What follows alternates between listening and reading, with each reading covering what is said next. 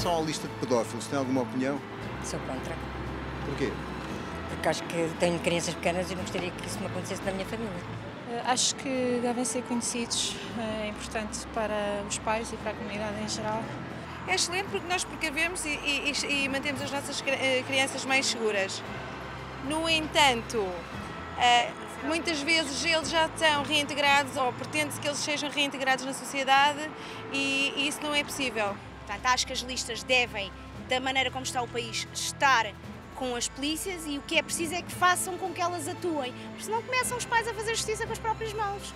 Eu faria com certeza. Olá, sejam muito bem-vindos a mais um Franco Atirador. Hoje vamos discutir o Registro Nacional de Pedófilos, vulgo lista de pedófilos que o Governo quer impor, e vamos debater se efetivamente essa lista serve para proteger as vítimas ou se condena os abusadores à vida toda e que efeitos tem no Estado de Direito. Para discutir isto, à minha direita tenho André Abrantes Amaral, blogger do Insurgente. À minha esquerda tenho Nuno Torres, investigador em Psicologia no ISPA e fundador do EAGIR. E aqui mesmo ao lado de mim tenho a Lúcia Gomes, que é do MDM, Movimento Democrático das Mulheres, e blogger também do Manifesto 74. Temos dois advogados de um lado, dois psicólogos do outro, e eu sou jornalista. Vamos a isto. Estás lixado. Exatamente, estou lixado. André, eu se calhar começava por ti e por perguntar o que é que como é que tu vês esta lista, não é? Como é que tu encaras, tu como advogado, como homem cidadão. Das leis, como é que tu Também olhas? como cidadão. Assim. Como cidadão. Pois, porque como advogado eu até poderia ver isto com bons olhos, não é? Portanto, a lei, há várias maneiras de vermos a lei, se formos mais justnaturalistas ou formos mais positivistas, conforme a perspectiva que temos jurídica do direito, até poderíamos concordar. Eu não gosto muito de listas, principalmente listas com nomes de pessoas. Mas não gostas de listas VIP, não é? Não gosto de listas VIP, apesar de ser uma questão completamente diferente. Claro. Mas, neste caso concreto, acho que há dois aspectos muito importantes a considerar. Um é os fundamentos do Estado de Direito. Se alguma vez poderão ficar em causa, eu julgo que sim. E o outro, e isso poderá ser desenvolvido, o outro é o efeito prático que têm estas listas. Ou seja, o facto dos pais do menor saberem que existe um pedófilo nas imediações, se isso trará alguma proteção adicional às crianças. Eu acho que é difícil. Aliás, isso depois tem a ver, são outras coisas que podemos também discutir, o facto das listas, a pessoa ficar nas listas um período de tempo muito superior àquilo que é a pena de prisão, faz com que seja uma continuação da pena. Portanto, basicamente o que está a acontecer é uma condenação posterior à pena de prisão. Portanto, o que o Estado está a fazer é prolongar uma pena sem o fazer através das leis penais, do Código Penal, portanto, e do Código de Processo Penal, e isso julgo que poderá até ser inconstitucional, mas isso não sou especialista, sou advogado, nem sequer sou advogado na área de Direito Penal. Eu fiz antes dos programas do Franco Atirador, nós para apresentarmos o programa fazemos uma coisa que nós chamamos o Vox Populi. Portanto, vamos falar com as pessoas sobre este assunto. E, estranhamente, para mim, a grande maioria das pessoas estava favorável a uma lista deste tipo. Porque se nós pensarmos assim, põe-se a lista de pedófilos, dá-se o acesso aos pais e resolve o problema. Porque não é? Mesmo assim, eu seria contra. Porque acho que é tal coisa. Quando a pessoa escolhe, desiste da liberdade para obter um bocadinho de segurança, acaba por não ter nem segurança nem liberdade. E, portanto, quanto mais essas coisas faz, já dizia o outro, continua a ser assim verdade, era verdade no século XVIII, é verdade agora, no século XXI, será sempre verdade. E eu tenho sempre algum receio de começar a abrir brechas nesta verdade, para mim é absoluta. Exceções, não é? Exceções, sim. Mas que nem é o caso, não é? Portanto, se as pessoas pensarem um pouco mais, vão ver que o efeito prático poderá ser muito pequeno. Eu tenho um filho, se eu soubesse que vivia ali um pedófilo, o que é que a polícia me tinha dado o nome, que cuidados adicionais é que eu iria ter? Se calhar ia começar a ficar obcecado com aquilo, não é? Com aquele facto. Aliás, e depois eu também fiz alguma pesquisa para ver aqui ao debate e aquilo que se diz, eu não sou especialista, não sou a pessoa mais indicada para dizer, mas a verdade é que os pedófilos, primeiro, são essencialmente, ou melhor, as pessoas que molestam crianças serão essencialmente mais conhecidos e não tão estranhos, e nunca pessoas da área da residência. Portanto, ninguém, o que tive cuidado de ler, são poucos os casos de pessoas que vão atacar ou molestar crianças que moram perto deles, não é? Portanto, irão para outros sítios e que nada impede.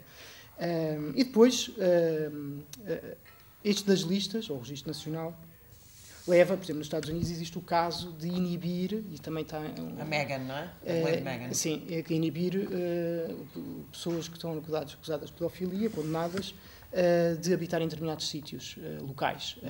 Perto de escolas. Perto de escolas ou perto de outros locais que eles depois escolhem. Isso depois leva a uma situação que pode até ser ridícula. Por exemplo, em Miami existe um local onde existem 70 pedófilos que vivem todos agrupados, um género de um gueto, porque eles não conseguem encontrar casa em mais lado nenhum. Portanto, mas o que é que os impede de ir aos outros locais? Nada os impede. Portanto, acaba por ser uma proibição, uma delimitação na vida deles que, portanto, é inconstitucional. Acho que priva as liberdades para além daquilo que foi a condenação em tribunal, e o efeito prático é praticamente nulo.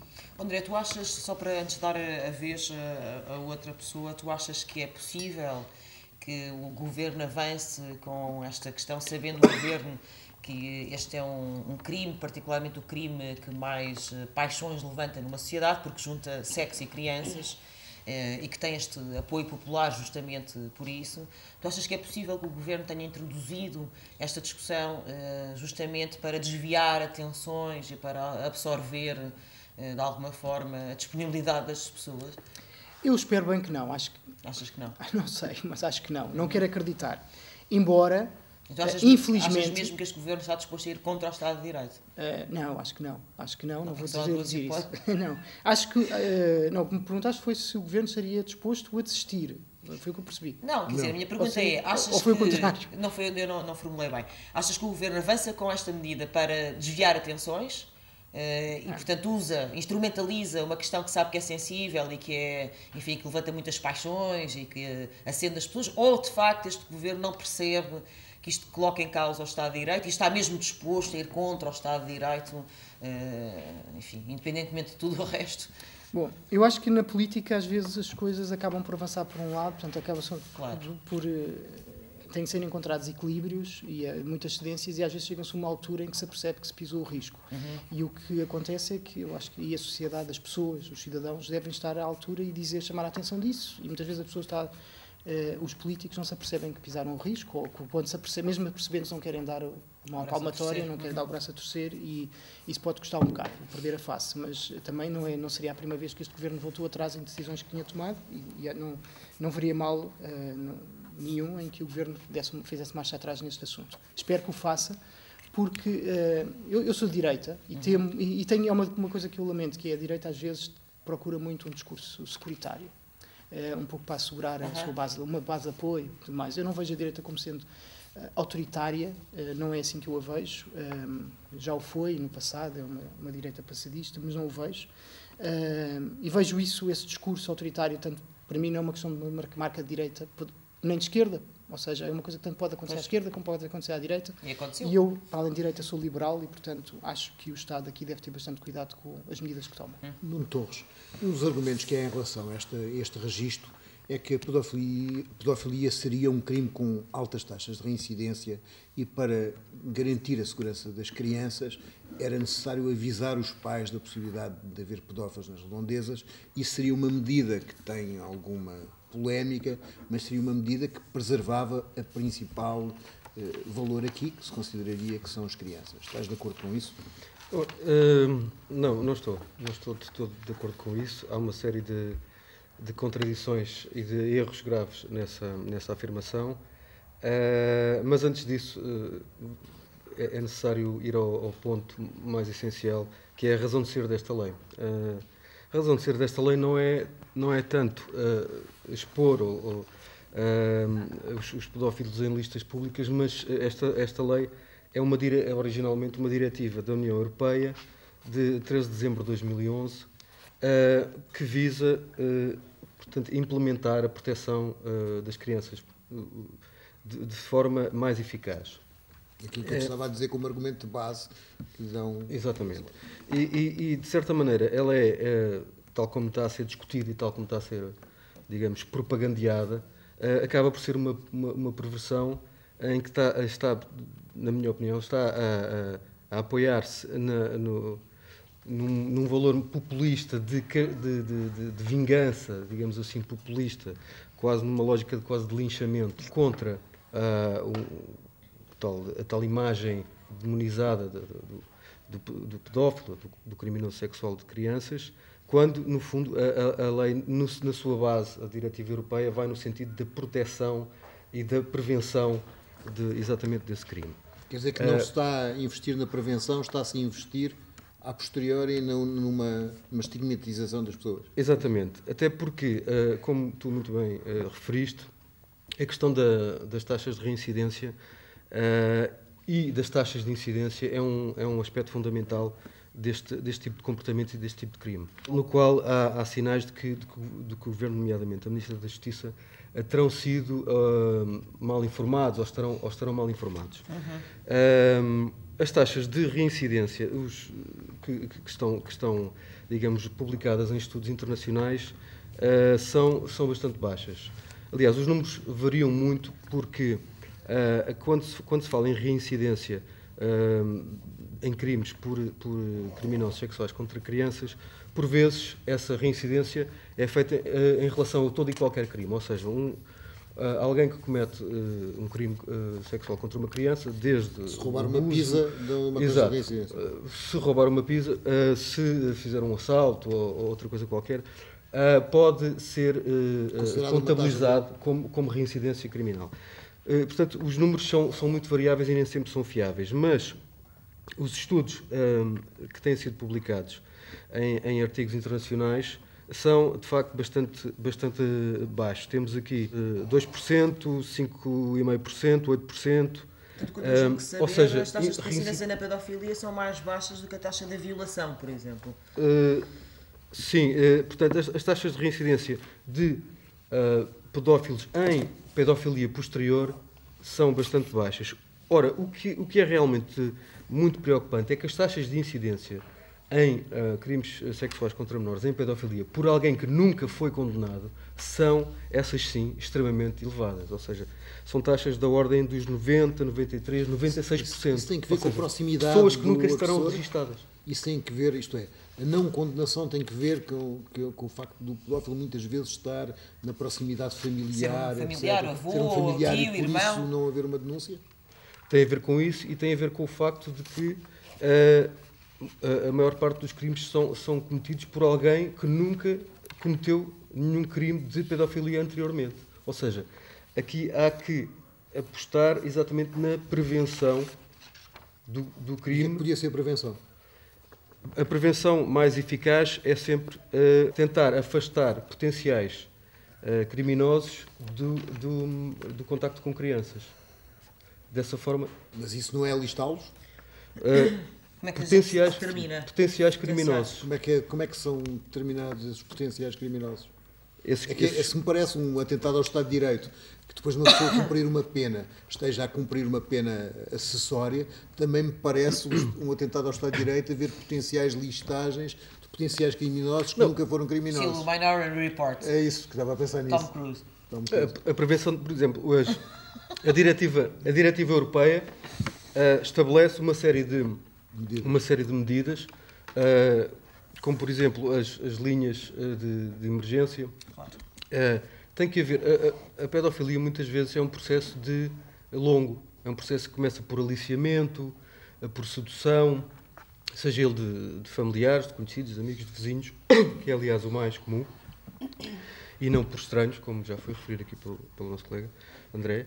E, portanto, todo esse processo tem que ser desmontado e tem que haver mecanismos, digamos assim, ou etapas de prevenção ao longo desse processo, que muitas vezes é longo. E aí há uma série de trabalho a fazer. Uma vez que está o crime cometido... Até porque há imensos pedófilos, há alguns que, para quem a pedofilia está de acordo, enfim, não têm nenhuma noção da culpa, mas a esmagadora maioria dos pedófilos luta contra si próprio e contra os seus impulsos sexuais. Exatamente. E, portanto, se houver... Por exemplo, recentemente tivemos na imprensa uma notícia que eu acho particularmente chocante, é que as várias vítimas de violência doméstica, penso que 700 nesses últimos anos, não tiveram qualquer apoio, proteção ou resposta do Estado, os órfãos da violência doméstica, ou seja, pessoas que ficaram, não me expliquei bem, órfãos em virtude de situações de violência doméstica, não tiveram qualquer apoio do Estado. E a pergunta que eu te faço, na qualidade de psicólogo, de investigador em psicologia, é se tu não achas que devia haver, não sei se isso faz parte da diretiva europeia, eu confesso que não li, uma alocação de verbas, de facto, às vítimas de pedofilia. Portanto, quanto eu sei, e mesmo como clínica, de facto não existe no Estado português nenhuma resposta concreta, e sabendo nós que as vítimas de pedofilia é muitas vezes um problema que se carrega a vida toda e aumenta a probabilidade da pessoa depois, ainda por cima, ser ela própria pedófila. Não seria essa também uma boa maneira de prevenir, não é? Dar uma resposta terapêutica às pessoas que são vítimas de pedofilia? Sim, concordo contigo. Aliás, esta diretiva europeia é riquíssima em propostas de prevenção, de apoio às vítimas, de suporte e tentativas várias de minorar, de facto, os danos causados pelos crimes sexuais às vítimas.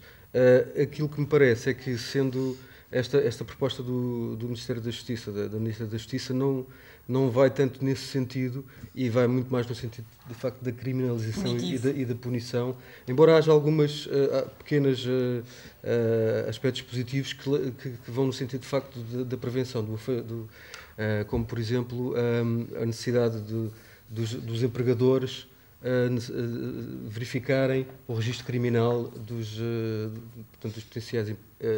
potenciais empregados e verificarem se de facto esses já cometeram crimes sexuais. Mas como dissemos, é uma pequena percentagem aqueles que poderão vir a cometer esse crime. Exato. Lúcia, só uma questão. Este tipo de registros, como dizem os juristas, ou lista, como dizem os pequenos mortais, já tem exemplos noutros países, nomeadamente nos Estados Unidos.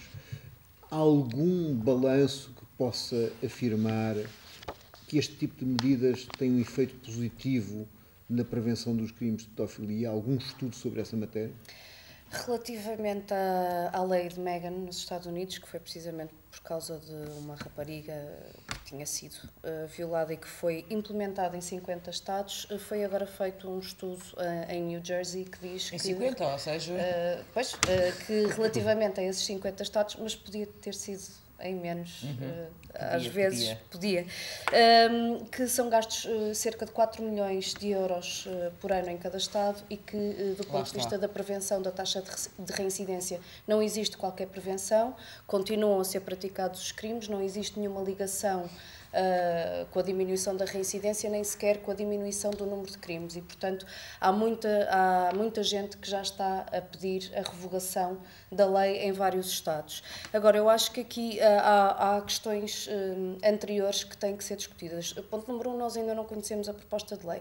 Conhecemos o comunicado do Conselho de Ministros, que se baseia numa coisa que eu também acho que é muito perigosa, que é a Convenção... Mas há data que estamos aqui a conversar e ainda não há essa legislação. A Convenção de Lanzarote, que tenta associar determinado tipo de crimes, prevê a retirada de perfis de ADN das pessoas para que se possa fazer uma ligação entre o tipo de crimes e o seu perfil identitário e genético, se há alguma predisposição genética para isto. Uma espécie de lombroso e eu acho isto 2.0, extremamente perigoso a partir do momento em que nós já vamos permitir aos Estados que guardem perfis genéticos das pessoas para saber se elas têm alguma predisposição para o crime ou não. Isto parece uma coisa muito...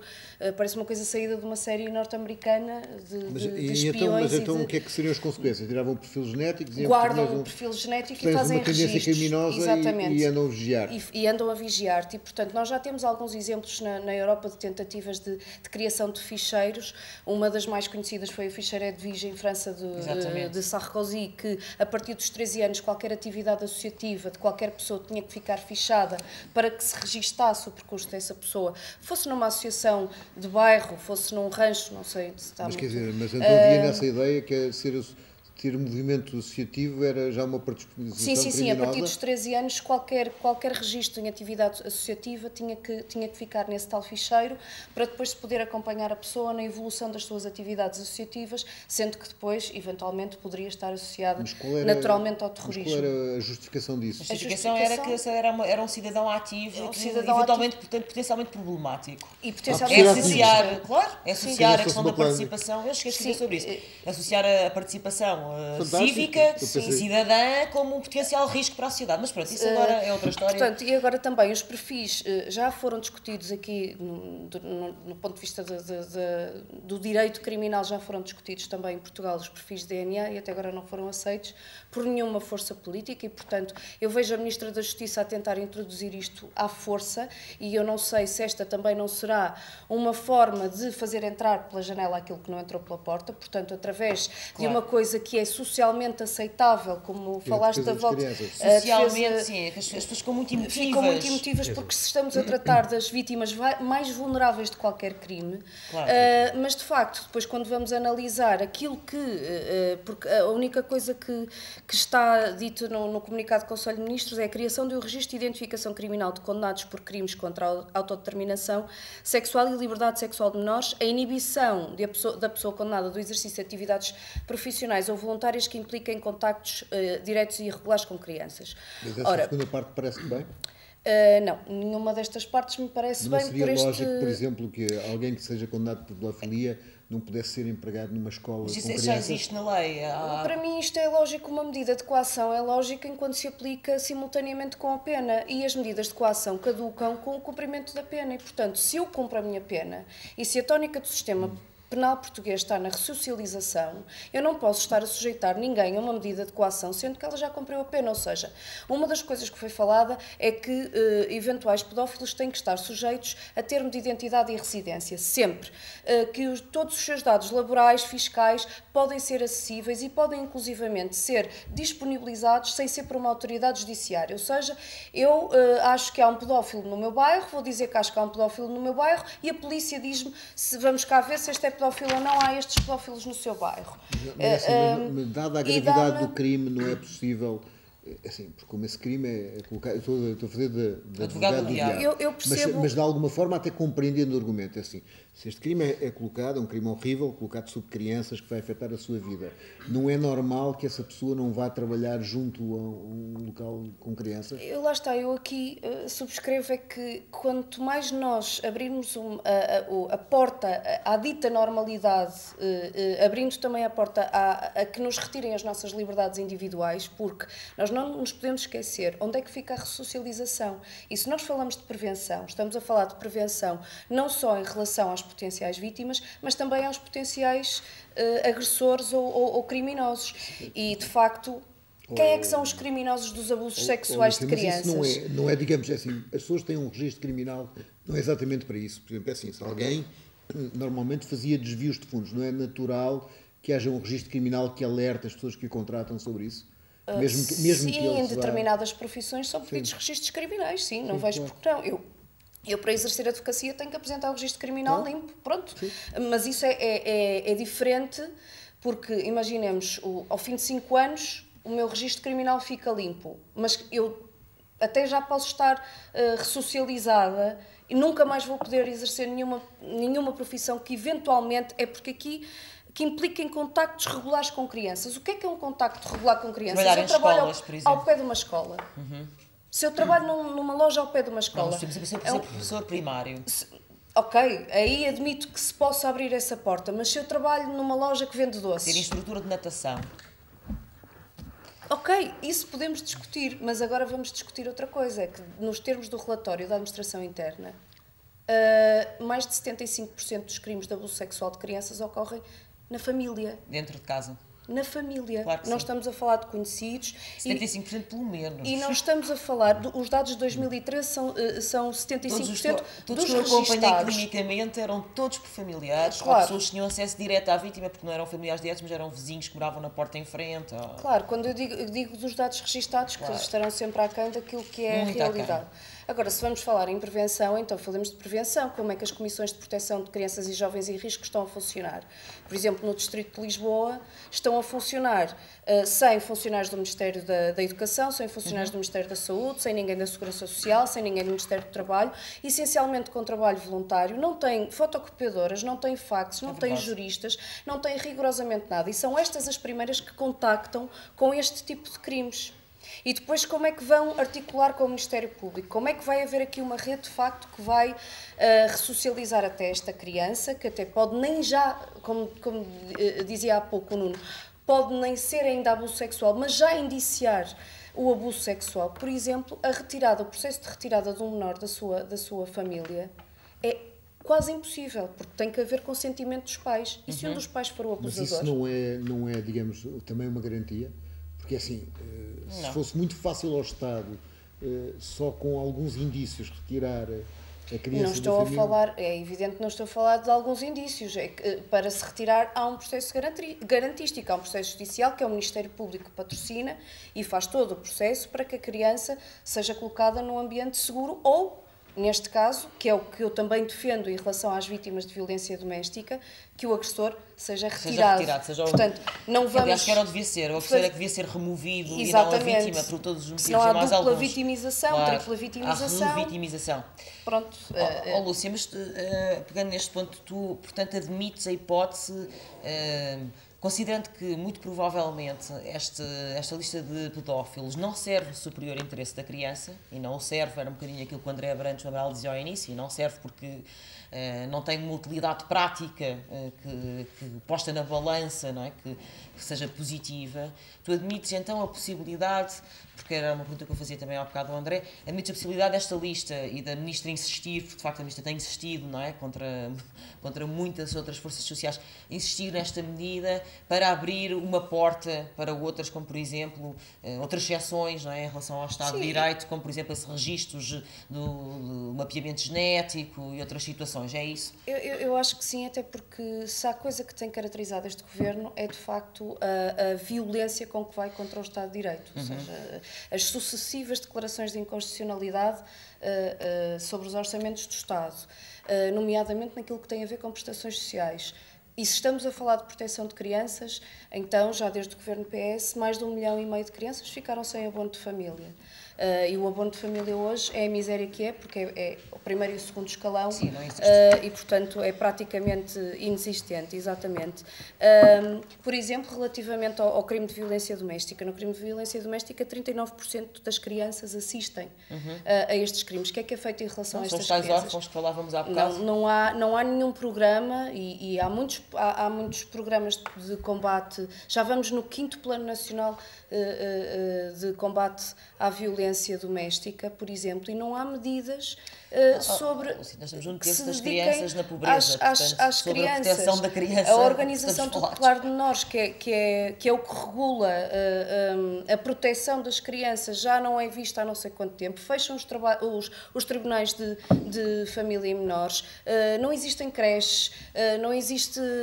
Estão a atacar a escola pública, ou seja, as crianças já nem sequer têm direito a ir à escola e, portanto, só uma coisa que este governo é exímio é ir contra o Estado de Direito, negando todos os direitos fundamentais. André, tu estavas a rir porque achas que, digamos que há uma diferença entre a declaração de inconstitucionalidade que a Lúcia falou aqui não tem propriamente a ver com o Estado de Direito. A Constituição, o Estado de Direito não é a Constituição no seu todo, ou seja... Os direitos sociais são o Estado de Direito. Não, depende aqui, agora depende das circunstâncias, e estaríamos a fugir do tema, não é? Mas depende muito das circunstâncias. Podemos aqui dizer que manter, por exemplo, o envolvimento do Estado a um ponto extremo sem se fazer nada, isso também é ir contra o Estado de Direito e, portanto as coisas são muito mais amplas que isso. Mas, a Lúcia também referiu, mas isso é um pequeno à parte, pelo que eu entendi, que a polícia não mostra aos pais que estão aqui a lista dos pedófilos da zona. O que eu entendi é que fica-se a saber se aquela pessoa concreta está ou não está na lista. E aliás, não se sabe muito bem, pois, não é? Exato, mas foi o que eu percebi. Aliás, uma das questões é que não se sabe qual o ato pelo qual aquela pessoa terá sido condenada. Portanto, se foi, por exemplo, porque andou a ver filmes na internet ou se teve mesmo um ato sexual com crianças. Portanto, foi uma coisa mais extrema ou não. E isto mas acho que é toda a relevância. Pode dar essa informação. Pelo que eu fiquei com a ideia que não vai poder dar essa informação. Não é sabemos bem, não é uma mas a ideia que eu tenho é que... Inicialmente a ministra... Pois, exato. É que a coisa era muito mais ampla e, entretanto, o governo também já recuou um pouco. E a ideia com que eu fiquei foi que, depois de ter recuado, os pais ficam sem saber sequer qual o tipo de... Não é o tipo de crime, mas qual o ato que levou à condenação. Mas olha, por exemplo, agora, tu não temes por exemplo, imagina a seguinte situação, não é? Há pais, ou uma associação de pais, não importa, tem uma suspeita sobre determinada pessoa, não aconteceu nada, tem só uma suspeita, porque imagina... Mas aqui, atenção, o registro, ou as listas, de pessoas condenadas em tribunal. Condenadas, sim, mas e a é minha que temos também que... era, sim. Imagina que no meu bairro há um conjunto de pais que começa a suspeitar que X pessoa é pedófila, porque olha muito para crianças, ou porque, enfim, ou porque tem um comportamento de alguma forma estranho. E a polícia confirma que essa pessoa efetivamente tem uma condenação, não sabemos qual, mas uma condenação associada a abuso sexual de menores. Tu não temes que possa haver momentos, uma questão que há bocado o Nuno Torres levantava, de linchamento e de justiça popular? Sim, isso pode acontecer. Isto imagina, no meu bairro, não é? Onde às vezes há cafés, a malta se junta domingo à tarde a beber uns copos. Não mas sei é que pode haver, sim, estou a ver, e aliás isso preocupa-me. Agora, aquilo que eu também tenho a ideia, que a lei está pensada, a proposta de lei está pensada para se poder fornecer aos pais, e agora atenção que isto é tudo bonito, não é? Mas depois, e os pais são obrigados a guardar segredo, tudo bem, mas claro, eu não estou aqui a dizer, eu também eu não concordo, mas estou aqui a falar como é que a lei está feita. Não conseguindo a justiça guardar o segredo de justiça, como é que consegue guardar os pais? Claro, mas é por isso é que eu também não concordo com a lei como está, e quer dizer, tem imensas coisas que eu acho que nem sequer se sabe como é que vai ser, e portanto abre muitas dúvidas. O que eu acho que também está aqui é o enorme esterismo que existe na nossa sociedade. Há cerca de uma semana eu escrevi no I por causa do Dia do Pai uma situação que li na revista New Yorker que achei super interessante, que era 2 crianças no estado do Maryland foram vistas, uma de 6 e outra de 10 anos, a passear sozinhos na rua. E imediatamente as pessoas ficaram muito assustadas, chamaram a polícia apareceu, e elas foram encaminhadas para a casa dos pais e o pai foi repreendido. E o pai, por acaso, era um físico de uma universidade, portanto, bastante conceituada. E o que é que o senhor fazia? O senhor faz parte do movimento, que é o Free Range Kids, uma coisa assim desse género, e ele e a mãe, portanto a mulher dele, acreditam que os filhos devem crescer em liberdade, devem ser autónomos, devem ser responsabilizados pelos seus atos, e que uma das coisas importantes para eles aprenderem isso é a saberem andar sozinhos na rua. E eles estavam aí da escola para casa, sozinhos, num percurso que já tinham feito com os pais para aprender. Portanto, algo que perfeitamente normal, eu fiz isso com os meus pais. Emancipação, exatamente. E eles foram portanto, repreendidos depois, até pelo Instituto Estatal, que considerou que eles não deveriam ser tão negligentes. Aliás, eles foram acusados daquilo que eu acho que é indecifrável, que é negligência infundada. Negligência infundada? É uma contradição dos termos. Mas é de propósito, não é? É de propósito, precisamente para não ser contraditório. Portanto, quer dizer, é tão contraditório que nós não podemos atacar. É isso. Exato. E essa é outra questão, que é as pessoas depois, acho que, por um lado, têm medo e delegam no Estado demasiado poder. E o Estado, ao mesmo tempo, também se quer aproveitar. E isto é um receio que eu tenho. Aliás, e depois nós vemos isto que é entregue a burocratas. Isso é uma coisa que eu... E neste caso que eu referi nos Estados Unidos da América, é de facto um serviço estatal, público, que está-se a arrogar de criticar como é que se pode educar os filhos, que não estão a ser educados para serem criminosos, ou dragões, ou nada. É, pura e simplesmente... para ser... Exato, mas esta proposta de lei, ela própria é uma americanização do sistema judiciário, ela própria provoca esse histerismo na sociedade, não é? Porque... a lei provoca... Isto é tudo como... Mas esse histerismo não tem algum aspecto positivo. Estou-me a lembrar, sendo que o histerismo não me parece positivo, mas há tomar consciência de um determinado... Não, se for eu estou-me a lembrar do caso Casa Pia, que as primeiras notícias nos anos 80, no Tal e Qual, estavam rotuladas como prostituição. Eram menores, mas estavam no Parque Eduardo VII e eram prostituição. E, posteriormente, veio-se a considerar pedofilia. Isto é, isso não corresponde também a um avanço civilizacional no sentido em que estamos mais alerta para determinados comportamentos e para determinados crimes? Ou é uma regressão? Eu volto, concordo em parte com o que tu referes e volto a chamar a atenção, de facto, para a diretiva europeia que vai nesse sentido, de facto. Vai no sentido de melhorar, portanto, agilizar os mecanismos de proteção das crianças, nomeadamente no caso do abuso infantil, da exploração sexual. Mas em relação, de facto, ao histerismo causado por este tipo de medidas, e é aquilo que alguns investigadores americanos chamam as feel-good laws, as leis que que o público faz sentir bem, o público faz sentir-se bem, faz aquele sentimento de justiça, não é? Aquela justiça popular, a lei que faz sangue, não é? Que faz sentir o bicho em sangue, que depois acabam por ter um efeito contraproducente. Não é? A lista de efeitos indesejados, alguns deles já referidos pela Lúcia, não é? São imensos, não é? Desde questões burocráticas quase kafkianas que acontecem nos Estados Unidos com todo aquele rigor e obsessão que eles têm, por exemplo, de moradas que são desatualizadas. Imagina o seguinte, uma morada onde vive um ex-condenado por pedofilia, que é desatualizada e onde vive uma família. E aqui com a autoridade tributária isso é o mais provável que aconteça, é as moradas desatualizadas. Depois tens o problema de bairros onde as pessoas não querem viver. E pessoas... Então, e os tais guetos pedofilários, não é? Uma via oscilatória. Reparem isto, tu compras uma casa e passado uns anos, ou uns meses, ou umas semanas, não consegues vender a casa porque aquele bairro desvalorizou a tua rua, porque alguém foi à esquadra, soube que vivia lá portanto, um ex-condenado e de repente não consegues vender a tua casa. Em Portugal provavelmente arranjariam alguém que punha pedófilos em casa para comprar as casas mais baratas da cidade. Por exemplo. Um esquema a quantidade de absurdos kafkianos que aconteceram nos Estados Unidos são enormes. Desde as pessoas que não conseguem dormir a partir do momento em que sabem que estão pedófilo, crianças com pesadelos, linchamentos, espancamentos, pessoas inocentes que são tomadas por pedófilos. Mas não há um certo histerismo em relação a isto. Antigamente, tirar uma fotografia numa praia com várias pessoas em que tivesse uma criança não era considerado um comportamento indesejável. E agora há uma associação imediata em relação à pedofilia. Porquê que houve esta evolução? Também tem a ver com a perspectiva da evolução da infância, não é? Sim. As crianças passaram a ser não sei quantos braços de trabalho e bocas para alimentar, para passar a ser o centro, não é? Sim, isso é verdade. Houve um avanço muito grande no conhecimento, digamos assim, o conhecimento científico sobre a psicologia do desenvolvimento passou para a cultura geral, para o senso comum, de uma forma muito intensa. As pessoas hoje em dia têm a noção, até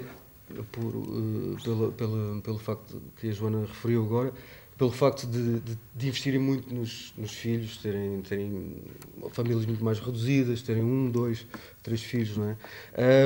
De investirem neles muito mais, de terem uma vida em que a família, portanto, a paternidade é mais tardia e portanto, tem mais formação, mais capacidade também de assimilar informação científica sobre a infância, sobre o conhecimento científico. Não lembrar os textos de Monty Python sobre os católicos e os protestantes. Mas... Existe uma consciência muito mais aguçada sobre a infância, sobre o desenvolvimento, sobre toda também acrescentar uma coisa. Eu acho que há também a vivência hoje em dia, com o desenvolvimento da tecnologia, a vivência hoje é tudo muito imediato e toda a gente tem acesso às tecnologias, às redes sociais, e é tudo feito de um ponto de vista muito mais público, não é? A própria noção e o conceito de intimidade transformou-se radicalmente. Claro. E, portanto, hoje a utilização das redes sociais, deixa de existir um filtro à nossa intimidade, o acesso que toda a gente tem, estas bases de dados que circulam e toda a gente tem acesso. E também a evolução do próprio conhecimento sobre determinados fenómenos e a evolução do sistema jurídico, que cada vez mais nós hoje falamos já ou pelo menos já se está a preparar em termos de agressões sexuais, já se estão a preparar leis na linha da Convenção de Istambul, do que é coação sexual, o assédio, e portanto tudo isto também cria, eu não acho que seja histerismo, cria também um nível de consciência muito maior e se calhar, um nível de preocupação e perigosidade, porque as pessoas também passam muito mais tempo longe dos seus filhos. O horário de trabalho é cada vez maior, as pessoas passam muito mais tempo longe dos seus filhos, têm que delegar noutras pessoas a responsabilidade, seja nas creches, seja onde for, e, portanto, a sua preocupação também desta ausência e deste ritmo que é imposto, do ter que trabalhar, trabalho de casa, quase nunca se está com os filhos, porque é a única forma de garantir o seu sustento, é muito complicado, depois também que não se criem estes fenómenos. Sempre depois, te aproximas de luta de classe. Não, é isso, é que eu estava até a pensar, porque agora os fins de semana, eu estava a pensar, porque há 50, 60 anos atrás as pessoas não tinham tantos fins de semana como têm hoje.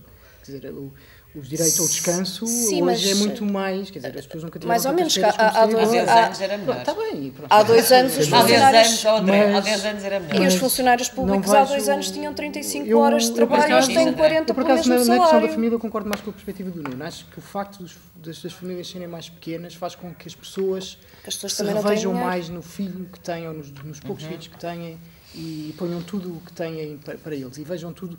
E há pessoas que podem ficar um pouco mais estéreis. Por exemplo, os meus pais, tiveram 2 filhos, eu e a minha irmã, mas eles por acaso foram pessoas bastante liberais na forma como nos educaram. Quer dizer, deixavam-te ir sozinhos, deixavam-me ir para a todo escola, lado, não é? para todo lado, impressionante. Eu fazia compras, eu hoje penso como é que era possível, como é que eles são ambos médicos e como é que tiveram coragem de fazer isso. E, por acaso, já li sobre isso e dizem que quem tem pais muito liberais depois são muito protecionistas. É uma coisa que eu receio de vir a ser demasiado da sociedade também, porque eu lembro-me de ir, com 10 anos de idade, eu atravessava Lisboa inteira para ir estudar. Eu fui assaltado várias vezes. Eu fui assaltado várias vezes e não foi por isso que os meus pais mudaram de comportamento. Eu e os meus amigos todos do bairro. Portanto, aquilo era normal, nós sermos assaltados. Isso não... Aliás, houve uma vez que, para o meu azar, a polícia apanhou um deles, não é? E foi um azar porque eu andei a ir para o tribunal e ia ser testemunha. E, quer dizer, fui sozinho para o tribunal a boa hora e voltei, eu disse quem é que tinha sido e não sei o quê. Mas o país também não é só Lisboa, não é? Nós temos uma série de cidades em que as pessoas continuam, as crianças continuam a poder andar na rua. Há uma mudança de mentalidades. E sem dúvida nenhuma que há. Há uma mudança de realidade. Os meus pais não têm nada a ver com a forma como eu estou a educar o meu filho, eu sei isso. Mas se calhar, por exemplo, antigamente os avós podiam ficar com os miúdos, hoje em dia... É pouco provável. É muito pouco provável, não é? Porque as pessoas têm que trabalhar mais. Já também há uma americanização no sentido que há pessoas que já não podem ter só um, têm 2 trabalhos. Fugir do assunto, mas não é uma coisa com a qual eu não discordo em absoluto. Tem a ver com a organização da própria família, não é? O facto das pessoas terem menos filhos é porque também têm menos dinheiro. Sim. O rendimento hoje... E isto não é uma crítica, atenção, mas o facto das mulheres trabalharem é uma mudança muito importante na vida. É que este governo também quer alterar, não é? Também quer que as mulheres... Não vejo nada disso, a minha mulher trabalha, os meus pais, a minha mãe trabalhava, e é uma coisa que eu defendo absoluto. Mas é verdade, mudou bastante a forma como se a família. Sim, mas também não tens subsídio de desemprego, também não podes ter filhos. André, tu colocaste uma questão inicial que era o balanço entre a liberdade e a segurança. Sim. E é, no fundo, nós estarmos a dar ao Estado instrumentos que aparecem por bondade, porque as crianças são frágeis, são queridas, etc., são fofas, mas que depois podem ser utilizados para um manancial de coisas muito grandes. Manancial de coisas muito grandes.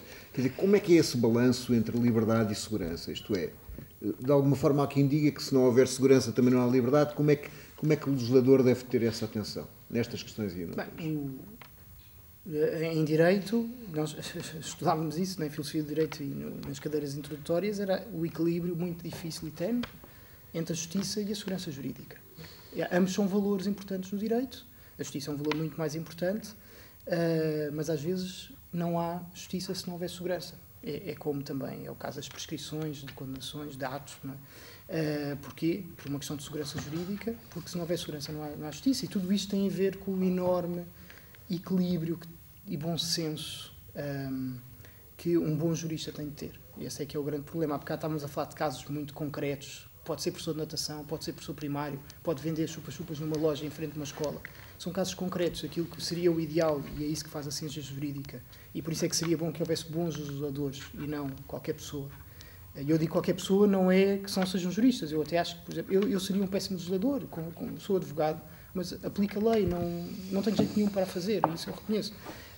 Que é uma boa lei que seja aplicada por juristas, seja suficientemente geral e abstrata para que pessoas bem formadas a possam aplicar devidamente ao caso concreto. Isto é o que faz a ciência jurídica. Concordas, André, que agora, isto é muito neste difícil, caso da pedofilia e de pessoas com registro criminal de abusador, de abuso sexual de menores,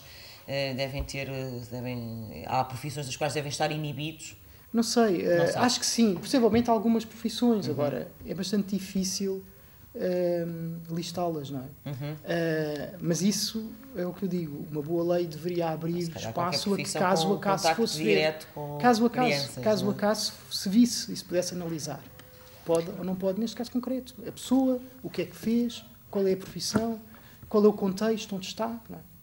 Talvez isso possa ser eventualmente decretado por um juiz. Não há o aspecto da... Isto é, mas até o juiz, por exemplo, agora não estaremos a legislar sobre a pressão noticiosa. Pois eu não legislaria sequer sobre isso, quer dizer, porque aqui a questão tem a ver com o registro e, portanto, eu também não sei até que ponto é que... não devemos resolver uma série de coisas antes para depois chegarmos a esse. Esse seria talvez o último passo depois de se resolver. E sobre isso eu também queria dizer só uma coisa. Há pouco, quando se falava, existe ou não alguma coisa para proteger as vítimas, existe uma comissão de proteção para as vítimas de crimes violentos que esteve inativa durante 2 anos, mas que está ativa agora. Foi, aliás, reativada quando? Desculpa. Foi reativada há 2 anos e nasceu até de um projeto de lei do Partido Comunista Português, foi reativada por este governo, que finalmente deu as verbas para que funcionasse, só que quase ninguém tem conhecimento desta comissão e qualquer pessoa que seja vítima de um crime violento pode dirigir-se a esta comissão e há inclusivamente um rendimento substitutivo durante 6 meses que pode ser dado.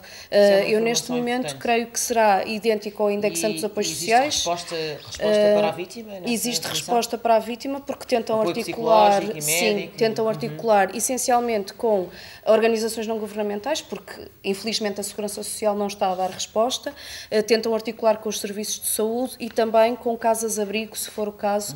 Esta comissão tenta articular a rede existente, que é pouca, mas tenta articular. Mas existe esta comissão e normalmente têm sido vítimas de tráfico que têm recorrido. Mas vítimas de abuso sexual serão certamente abrangidas. Estão abrangidas no âmbito desta comissão. Estão.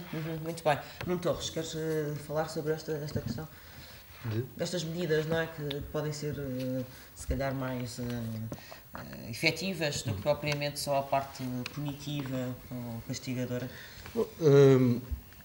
É assim, toda esta questão deste tipo de leis tem um caráter psicológico muito forte. Tanto as leis nos Estados Unidos como aquela que a Ministra diz que é mais parecida com aquela que ela quer implementar, que ela é inglesa, todas elas nasceram de casos de facto monstruosos, casos horríveis. Claro, são na sequência de uma pressão social. São na sequência de uma pressão social muito forte. Mas curioso cá, deixa-me só pôr esta bucha, curioso cá é que esta não surge na sequência de nenhum caso extremamente diabólico e monstruoso. Não surge. E, portanto, a teoria da conspiração são os perfis. Bom, mas enfim. Não é só para, quer dizer, como contraponto ao que tu estás a dizer. Não, mas há a diretiva, não é? Mas a diretiva não tem nada a ver com isto, André. O Nuno Torres já explicou, quer dizer, a diretiva... Mas a convenção sobre os perfis... no próprio comunicado do Conselho de Ministros eles relacionam. Mas, portanto, estas leis, tanto nos Estados Unidos como na Inglaterra, surgem, de facto, desses casos horríveis em que crianças sofreram crimes hediondos, não é? Hediondos por ex-condenados. E o que levou a uma onda de indignação popular, normalmente alimentada, ventilada por tabloides. No caso inglês foi pelo News of the World, que levaram o final, exatamente, também por uma questão de abuso de imprensa, e que levaram então a essa resposta, normalmente também ela em resposta legislativa, também ela em situação eleitoral, como esta surge em final de mandato. Queria só deixar o parênteses que é curioso que esta lei surja agora em final de mandato quando ela já devia ter sido transposta em 2013. Portanto, esta diretiva devia ter sido transposta em final de 2013. Estamos em 2015, ainda não está redigida em Diário da República. Mas está transposta muito pouco, não? pelo que eu percebi da tua intervenção. intervenção. Esta parte que é populista e eleitoralista. Isso provavelmente não está lá. Portanto, já estamos, o Governo já está extremamente atrasado em relação àquilo que tinha sido compromisso com a União Europeia e depois, quer dizer, de facto, aquilo que surge como mais importante é algo que na diretiva é quase marginal. Não, na diretiva é extremamente marginal e a diretiva diz explicitamente que o acesso aos registros deverá ser sujeito a uma limitação de acordo com os princípios constitucionais nacionais, nomeadamente limitando o seu acesso às autoridades judiciais ou policiais. Okay. Portanto, mas tu achas que isso é por uma razão eleitoralista? Quer dizer, há bocado quando falas no feel good laws, não é? Quer dizer, o governo tentar aproveitar aquilo que pode ser mais populista neste tipo de legislação e lançá-la agora na reta final da legislatura? Eu não queria, quer dizer, não queria ir, pessoalmente não queria levar o debate muito por aí, mas infelizmente tenho que, enfim, levantar um pouco essa lebre e lamentar que mais uma vez a política que é muito, a política da proteção da infância, que é uma coisa extremamente séria, e nomeadamente dos crimes sexuais e da pedofilia, venha a servir como enfim, promoção eleitoral, em vez de ser aplicada de uma forma eficaz e séria e depois de um debate sério. Isto eu acho que é realmente lamentável, não é? É uma oportunidade perdida, de facto. Temos que terminar. Agradeço a todos terem vindo a este debate sobre a lista de pedófilos e para a semana há mais Franca Tirador.